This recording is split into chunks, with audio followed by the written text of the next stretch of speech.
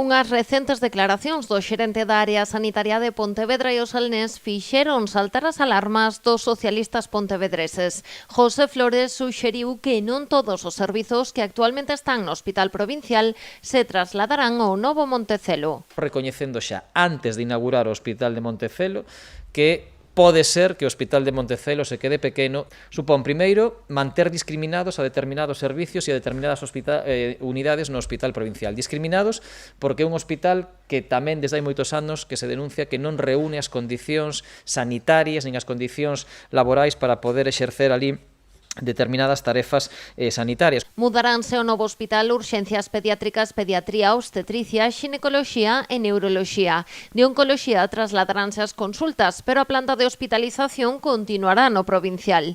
De medicina interna só se trasladará unha porcentaxe das camas de ingresos. En canto a psiquiatría, paliativos e cirurxía ambulatoria, continuarán neste centro. Unha especial preocupación, ademais, con respecto á unidade de psiquiatría, que está nunha ubicación claramente non óptima e non ideal para poder acoller este servizo, que ten déficit de camas, que ten déficit de profesionais, en definitiva, que ten déficit de atención a cada vez maior poboación que demanda e que precisa dun servicio de psiquiatría de calidade na nosa cidade. Os socialistas levarán o seu posicionamento ao vindeiro pleno. Será en forma de moción para reclamar, ademais do traslado de psiquiatría, que se cumpra o plan funcional do Gran Montecelo e que se garanta o uso sociosanitario do provincial. Destinalo a usos fundamentalmente ambulatorios e a usos de hospital de día de atención a pacientes crónicos que non temos na área sanitaria de Pontevedra e que necesitamos cada vez máis, como por exemplo un servicio de urxencias extrahospitalarias, unha unidade de saúde mental comunitaria ambulatoria, un novo centro de atención primaria, un servicio de rehabilitación extrahospitalario,